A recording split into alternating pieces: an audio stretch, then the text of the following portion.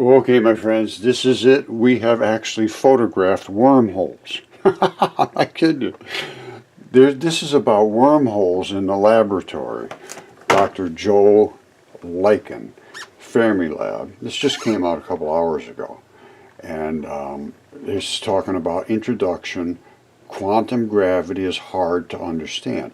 And he gets into these wormholes. And they're starting to try to understand what these special situations are when particles are forced together. Let me show you what a wormhole is. Alright, this is what they consider a wormhole. A rocket goes into this venturi, which is what we used, through this throat, which is the throat, and it comes out the other side in some other universe. Well, I don't know about that, but we can show this event occurring, acceleration, and that's what a wormhole does. It accelerates. This is it right here. Whoops. Oh, this is the guy, Joseph Lingen, which I'm going to contact. Well, I already did, and I'll see if I get anything back. But this is what a wormhole does. It's like a tunnel. It's a tunnel between universes, they say. It cuts the travel time from one point to the other. Well, here's my evidence of wormholes. That's what they show as a wormhole. Here's our wormhole. Alright, I'm going to show you from a distance and then we're going to home in on it. There's their wormhole going into a venturi through a tube coming out the other side. Here's ours going into a venturi through what you can consider a tube. We could make that a little longer if you want. And then it comes out the other side as a spray. This is not a rocket ship, but it does the same thing. It's accelerating. And here it is inside of what you would consider the tube. All right, here you don't see a tube, but it's accelerating, and I mean accelerating very, very fast and glowing like crazy because of the impact and the acceleration and the concussion. And here's what the tube would look like right here. And here it is coming out on the other side in another universe, and here's all the particles that are now reestablishing themselves. Look very carefully at this. You see these white particles coming in here? Every one of those is an electron neutrino, basically, which is the white shower. That white shower concusses with the black particles over here, which is the dark matter, and then spins itself into a Higgs field. And a Higgs field is where particles begin to become particles again. Here, all it was the electron neutrino portion. And this is what it was. When it came into the venturi, it came in like this. Just like this. These are both the same particle. This is just shows it with its energy values. And it came in and the white exploded and left the black. Completely left it, separated from it.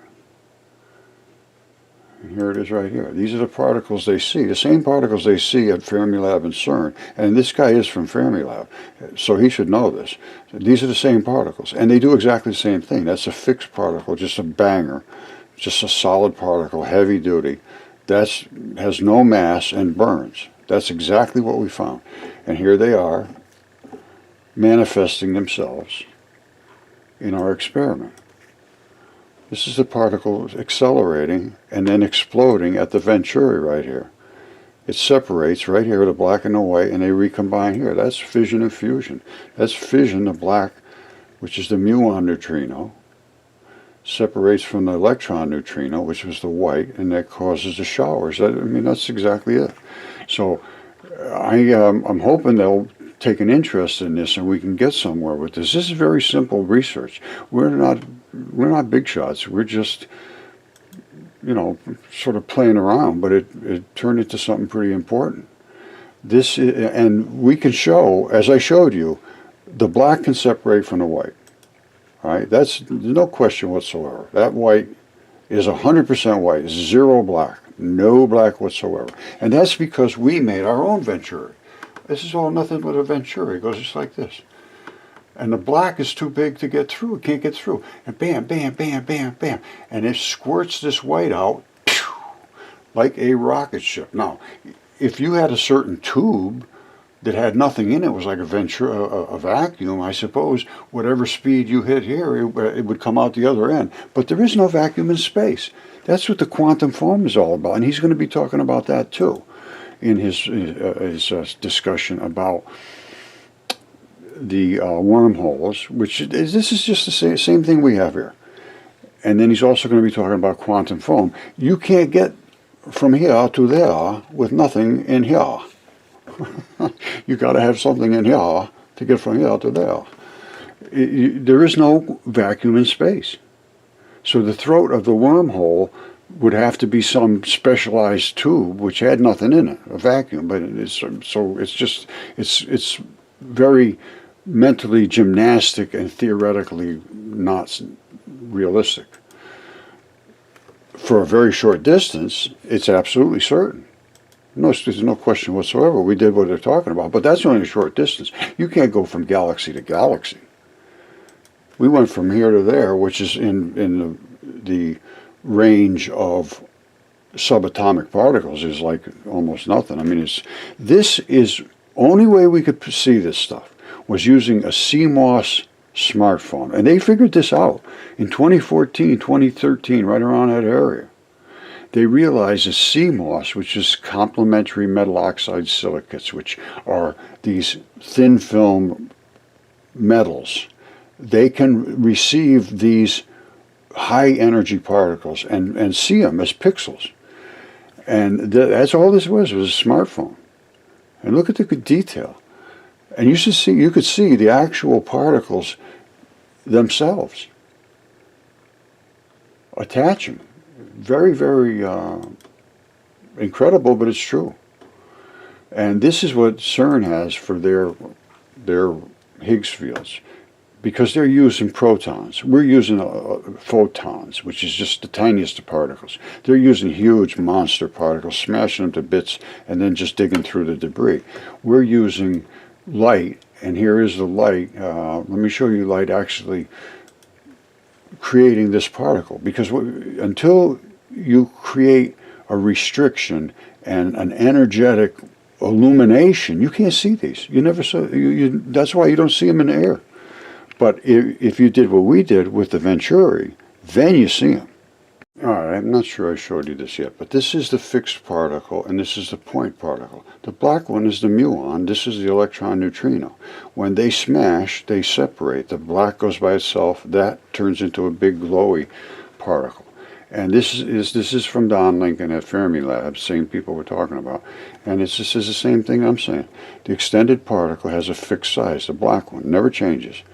The white one has no energy. It has no size to it at all. Zero size. All right, so it has no mass. And the only reason everything we have has mass is because it also has black particles. The black particles, which are the fixed size, is attached to the white particles, which are the zero size. But they have an energetic value due to this effect of the field surrounding them. That's the push to shove. That's the Kashmir effect. When you push one field against another field, you get glow. We got glow on steroids. We got glow coming on top of glow, on top of glow. That, you don't get any glowier than that glow. All right, so there's a couple reasons that this is not going to work. This throat cannot be this distance, basically, because there is no vacuum for it to go through. Secondly, when we accelerate, like we accelerated, I don't know about this, but ours split the particle. So half of the particle never got through, only the white portion got through. The black stayed here. But instantaneously, when it hit an exact certain place, the black started to join back to the white. So there had to be extra black. There's got to be extra black laying around everywhere, because these blacks didn't jump ahead. Let me just show you, and you think about it. Let's just start with the whole ball of wax in one shot. Light from the pulse laser. Bip, bip, bip, bip. It's concussing with all the particles that are in space, in the gases and water molecules and that sort of stuff. So they both glow. Anytime you have push to shove, you have glow. Now, we're starting to head towards the Venturi. The Venturi is down this way. And here's the interaction as it accelerates to meet up with that Venturi. All right. So here it is, just in the air, moving forward, starting to head towards the Venturi. That's why it's starting to glow brilliantly. And it's starting to push everybody out of the way. Get out of the way, I'm going to start coming through here fast. And it does. And it starts speeding up. And here, all of a sudden, the particle, which is inside, starts to actually show up. And at the Venturi, right here, is where the black part of the particle and the white part of the particle separate. And when I say the black part and the white part, here they are, right here. These are the particles. The black and the white are the particles that make up light. That's a photon. Now, it doesn't stay like this always. Photons are not always like this. They go through neutrino phases. And that's where they say they have flavors. Let me show you the flavors. Okay, there is a lot to take in on this picture. A lot. Again, this is one shot of the same particle just moving so fast that you see it all at once. Now, this is the Venturi end where it explodes. This is where the light starts to accelerate. Remember I showed you it started to get really glowy and started accelerating? Here's where it just starts, and this is one flavor of neutrino. This is the black and the white forms neutrinos. They're called diracs. Then as it starts to concuss more and more and more, it starts to make into photons where we can see the photons side by side. And then you have other flavors of neutrinos. You see them here? And then these, look at these. This whole wall creates this is a reverse concussion. This is our reverse electromagnetic force. And they're waves. I can show you these very clearly.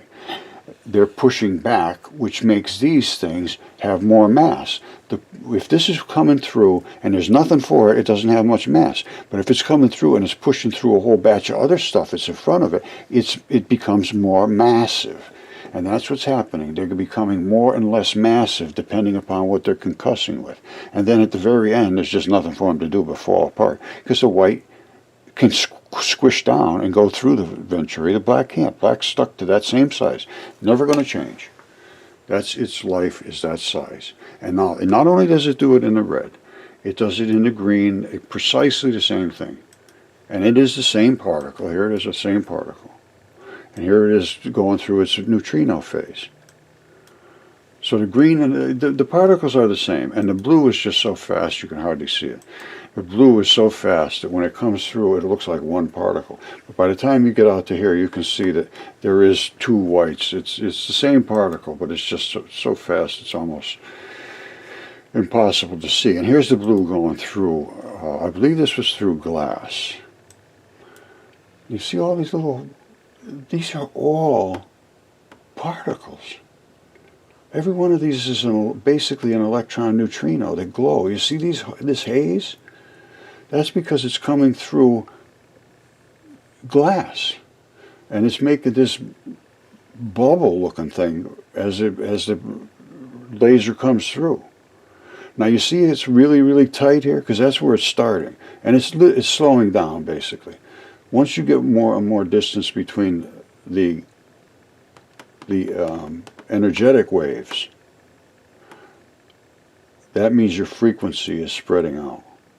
So it's shifting towards the red as it goes through the glass. And that's what happens. Going through a vacuum, there's no shift. It would just keep going at the same speed. So you'd have the same width. Well, you wouldn't have nothing would happen because it's not concussing with anything. The only reason we're getting all these waves is because of concussion. So through a complete entire vacuum, you wouldn't even there would be no concussion. There's a lot to be considered again because so much has been missed. It's just unbelievable. But anyway, as far as the wormhole goes, we have a very short wormhole. We got a little bitty wormhole. All right, so that's it right here. It comes out to here and then it reattaches. And that's exactly where it does reattach. And it comes back. These blacks have to be just laying out there. They have to be everywhere. They didn't come around from here and jump around and get to here ahead of the white. I can't imagine that's possible. So what does that leave us with? What other possibility? Is that they're just waiting here to find somebody that's coming through with this value, which is only white. So there's extra black ones everywhere. It appears to me. They have to be.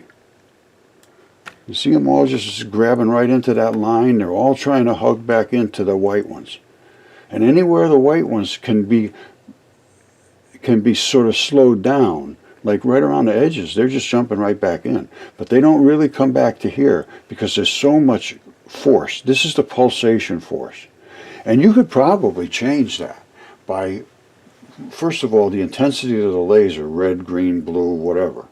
And then the pulsation rate. We might be able to extend it out to here or make it shorter or whatever. But this is, it appears to me right here, is where that pulsation distance, a slam, boom, boom, boom. And that boom comes out to here, boom, comes out to here, boom, comes out to here. That's the pulsation. And then what I was hoping to do is this. First of all, let me just show you a couple quick things. This is that Venturi, and this is our wormhole tube right here. That's what they call a throat. Now, remember I talked about the reverse EMF, electromotive force? This is, every pulse hits there, creates a wave back. Look at how far back it goes. Look at those waves back there. That baby is really pulsating, and it's creating enormous amounts of reverse concussion. That's why these are glowing. These are particles of light, just like this is. But you're seeing this one because it's accelerating going forth. You're seeing these because they're being pushed back against. Whatever, and they're pushed extremely intently. Look at the energy. Look at the energy. That is literally a subatomic explosion right here. The black particle is separated from the white. That is a subatomic explosion. And coming out of the back here, if we could harvest just before it reattaches to the black, we should be able to pulsate this. Remember, as a pulse, pulse, pulse. This is, and here's where I would like to see it go. It's right down this tube.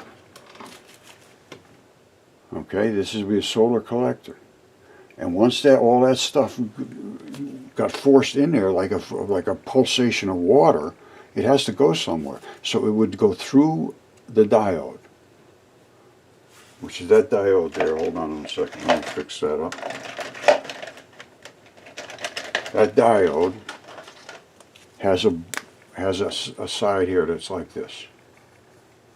It's like a gate. So if it goes pulse, pulse, pulse, pulse, and what happens to it? Once it gets in here, it's going to go down through this gate and go into a battery or whatever you want to use it for. And once it gets past the gate, it cannot come back. So it's going to boom, boom, boom, boom, boom, boom, boom, boom. And we can adjust how many times it hits, how hard it hits, all of that, how restricted this is, how much we can absorb over here and pulsate that energy down through here, and we should get 200 times or more from what we're started with. This, if you look up luminosity, and that's what they just did with the CERN and all that, they just upgraded it all to get more luminosity. You get more luminosity, you got more energy. More energy means you can see right down to the depths of the particles, and that's what we saw. We saw the actual particles. Right here they are, right there. And then we saw them actually divide. The white came away from the black at that Venturi. And you saw it just as good as I did. And the reason these are glowing is because they're going forward, concussing with all the other particles that are in the air, because there is nothing more than everything there is constructed of the same things. It's a little white and a little black. And when they're coming really hard, they glow really big. These are just barely laying around. They're just getting out of the way. But these here are under extreme energetic reaction and concussion, as you can see.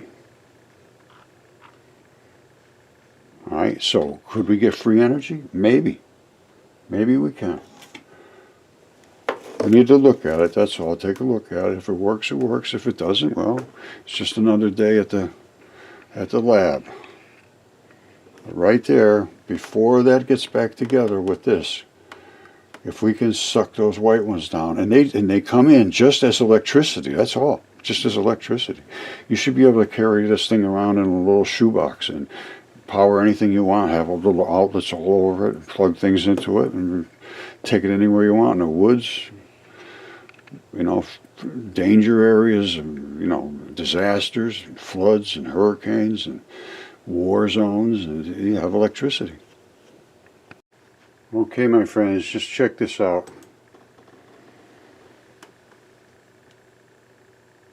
It's my pleasure to introduce Joe Lycan. Joe is a Fermilab scientist and the head of the Fermilab Quantum Institute. He got his PhD from MIT and joined Fermilab in 1989, where he has worked on various topics in particle theory, including string theory, neutrinos, and the possibility of detecting extra dimensions of space. For 8 years, from 2014 through 2022, he was Fermilab's deputy director. Tonight, he is going to talk to us about wormholes, a topic that has gotten a lot of recent attention as a way of thinking about the mysterious connections between quantum physics and gravity. Please join me in welcoming Dr. Joe Lycan. So let me, first of all, congratulate this audience. As you are a brave audience, we are going to tonight be holding hands and jumping into the wormhole, and we're going to see what happens when we do that. What I'm going to do is make a link to this video so that you can come up here and watch it. It gets a little involved, and I don't think many of you are going to want to really dig deep into what he's going to be talking about, because I think I have shown, you know, our evidence that some of the things that they're saying I don't believe are correct. And this is stuff that was real research, and the particles can separate in space. Nobody's ever known this. Nobody's ever known that. And the particles from the sun, they're just going everywhere. Space is of quantum foam. It's filled with these particles. Light is slowing down as it comes to us. The redshift is highly disputable. Very, very highly disputable. And the reason we have such extreme temperatures out here of 2,700 degrees is because we're scrubbing through the layers of atmosphere that is in the supposedly vacuum of space. It's not so vacuum. We're scrubbing through it with our particles against that. And that is also what's causing extreme weather conditions now. We're having all kinds of weather problems. And what we're doing is we're blowing our atmosphere up with all these hydrocarbons and everything, emissions of these gases that are filling our atmosphere up, and it's scrubbing harder and harder and harder. Like right there, it's scrubbing. As the harder it scrubs, the more violent the interaction becomes in the atmosphere. It's not that hard to understand. These are completely saturated with particles. As we scrub through them, just like scrubbing your tires, spinning out your tires going down the road. Zzz, smoke comes off them and everything else, like a dragster. And this is the same thing happens at the sun. The sun, you know, is only 10,000 degrees. 10,000 degrees on the surface. You know what it is out here? Millions. Millions. Same here. We're only less than 100 or so on the surface. Out here, 2,700 degrees. There's no other reason for that. It's actually kind of simple, but we need to take a new look at things and understand what particles are made of. And they are not made of one big proton and then a little tiny electron. That's what they have to get over. Everything is made of these two particles right here. Those two particles make everything there is. And we can separate them. We know we can separate them. I just showed you, no question whatsoever, they can be separated. And I think it is their nature to be separated. Certainly it is in outer space. That's in a vacuum chamber on the Russian space station. And that vacuum chamber has charged particles in it, and they force a black hole to be created. So, you know, what I'd like to do is to converse with Fermilab and this fellow here, Joseph Lycan. He's a distinguished scientist, and he's got his phone number and his email and everything, and I'm going to try to contact him, and I'd appreciate it. I'm going to put the link to this video, and I'd appreciate it if you guys would come up and drop a little note on here, which I did. I said, here, we did all this stuff, and I would like to interact and speak. And, of course, I'm going to email him, and hopefully I get some interaction, but it's been going on quite a while. I've had this research available, and I'd like to, to talk about it. I think we just photographed what they consider to be a wormhole.